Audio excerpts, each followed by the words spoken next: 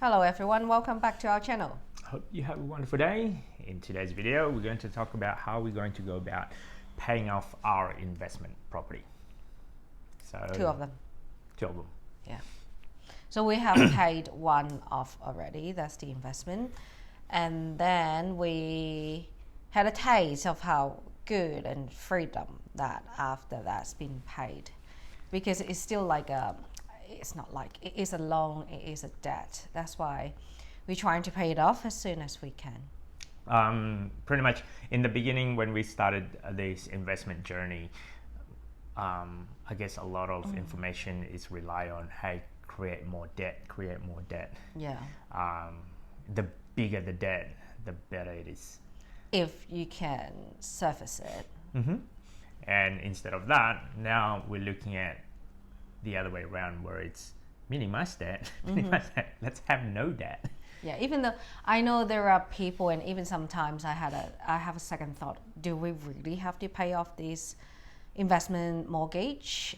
Because the tax, it just doesn't make sense, because then your income is going to go higher, you're going to pay more tax eventually. But the thing is, how much can you get a return anyway? Yeah, and we look at it, if it makes it easier when you don't have any debt. So your income is going to go through a lot more. So we're going to go through numbers on our properties, on our investment property. Yes. And I guess this is our thought process anyway. Like, it might not work for some, but it works out, it makes sense to us. And I figured best way to do it is, I guess, share it to other people. Yeah. So it doesn't matter if it's investment property mortgage or your principal place of residency. But if you're trying to pay it off quickly, here is what's our strategy. We're thinking our thought process about how can we pay it off as soon as we can. So after tasting the first one, paying it off in full, it's actually quite nice. Yeah. When there's a repair that they're required to be done, I'm like, okay, sure. It doesn't break the bank as much. Like, I don't have that pressure of like, where am I going to get this money from? And we pretty much approve a lot of things when they needed a lot of repairs, because we got a lot of cash flow from that. Yes. So it's not as stressful. You don't have to worry to pay the bank, and then on top of it, your tenant's only paying this much can cover my interest, and I have to fork out all this money to maintain and repair. So it's quite stressful if you have a heavy mortgage plus paying all the other maintenance in a property. So, and then now realizing life is much simpler without having a mortgage. Without mortgage, yes. yes. Because it used to be money goes to our bank account, and then expenses coming out, and then if we're lucky, we have this amount of surplus. And sometimes that surplus is a very small amount, and if you don't look at it very carefully, if you don't look at it even more, the worst part, it might cost you more money. Yeah, what if a big bill's coming in? Who knows? And we have experienced both, where it costs us a lot of money when it's actually just neutral, when it doesn't, it's taking care of itself, but we don't make any money. We're just making the bank. We're just holding it because, the bank's getting benefits, but we take care of the risk. Yes. The bank has to risk too, kind of. But anyway, we're in a business of trying to get everyone out of debt. Yes, and feel easier, more simple life. Yeah. Anyway, our mortgage just for these two. Okay. So we have two loans with the same bank. Yep. So we started the loan from 2014. Yep. Both of them. And then current balance for the first... Let's go on the smaller one. So we go, okay. A is the smaller one, B it's a little bit bigger one. So current balance of the loan is 191.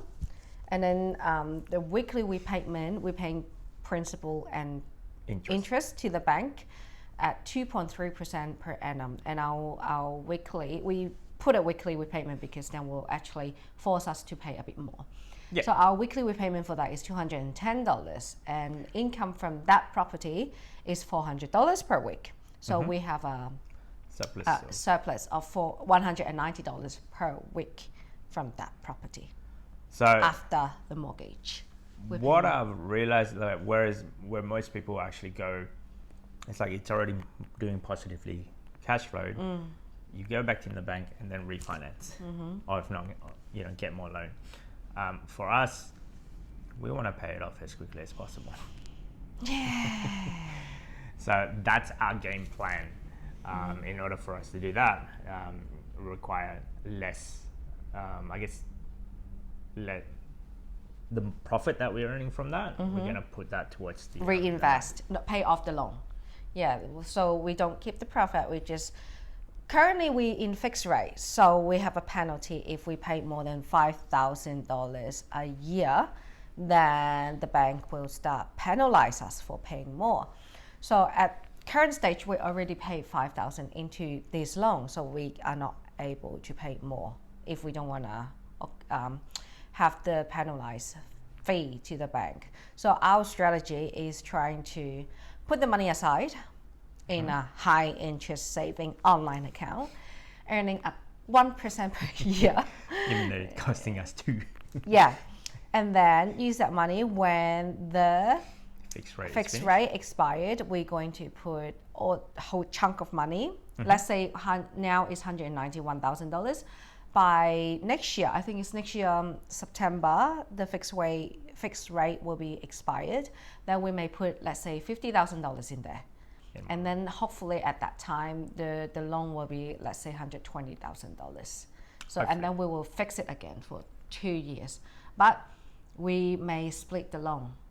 Yeah, so I guess the problem with this is because we're fixed and we didn't do the splitting loan. This is, I guess, one of the reasons why you should split your loan if your game plan is trying to pay off the mortgage. Yes. If you split it a certain portion on a variable and the other portion on a fixed, you know how much is your fixed rate going to be. With the variable, because our income it's sort of fluctuate. Sometimes it's higher, sometimes lower, and then when we get a big lump sum, then we pay off that as much as we pay into the variable loan bit, and it actually have an incentive for you to pay because the interest rate for variable normally is higher. So the quicker you pay that off, the better it is. Yeah.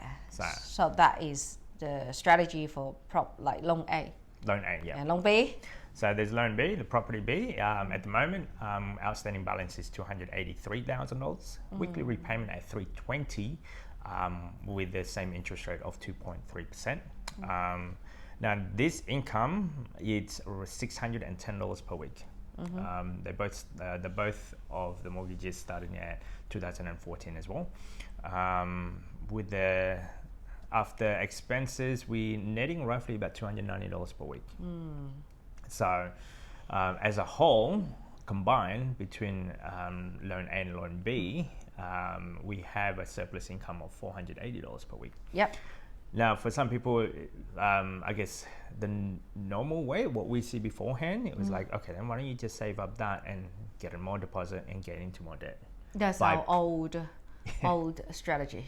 Buy property C, like buy another property, that you having a $480 per week positively good.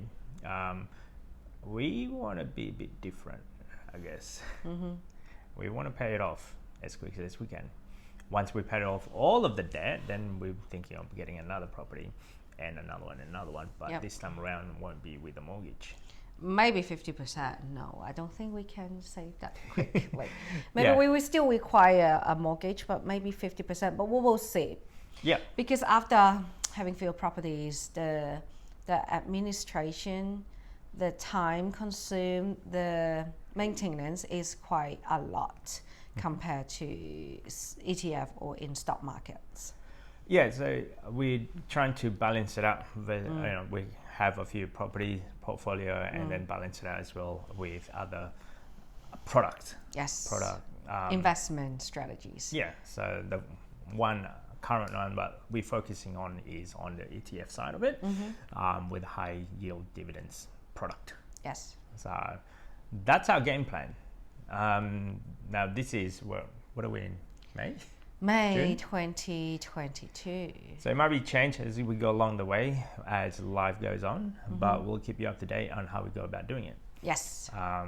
So with the current surplus that we're doing, with an average, I'd say it's not 1,000. We talk about it. I think it was $1,000 per week surplus. Not only this, well, these two generate for 80, but we have other income as Yep. well.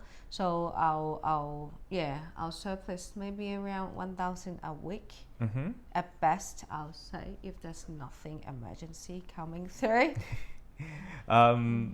And that was my thought of thinking of, okay then, so we got, let's say $500 from the property, and then okay, if we have another $500 from all other income Yep. and putting that towards the mortgage, it should go quite quickly. Yeah. This is a 10-year plan. The I guess loan 1 or loan A, it's roughly about 3 or 4 years or so, somewhere Yes, around we there. did a calculation about 3 years if Yeah. we try to pay it off as quick as we can with all our surplus income. Yeah, so that might be fluctuate as life goes on, and obstacle as you go along Yeah. throughout life. But that's the projection anyway. And then loan B, we're looking at, I think it was 6 years or 4 years. 4 years. Additional 4 years on top of that 3. So it's a 7-year plan. But Yeah. things may change. We're going to be more conservative and saying it's 10 years. Yeah, so that's our goalpost. So if we can make it within that time frame or less, that'd be great. Yep. But when I looked at that in the beginning, it's a 10-year plan. It feels so long. And then I thought about it, well, it's funny how I see our plan is about 10 years. Some people plan is 30 years. plus years. Yeah, some of our friends start looking to buy principal place of residency. And it's quite a lot of money in like 30 years is a long time. Do you feel better now? Yeah. If you're thinking they're going to do 30 year for Yeah. PPR. So yeah, for us it's like, okay, it's a 10-year game plan. It should be, we should be able to do this in less than that time frame. Yep. But we have to keep on moving up goalposts depending on the event in life that we're going to experience.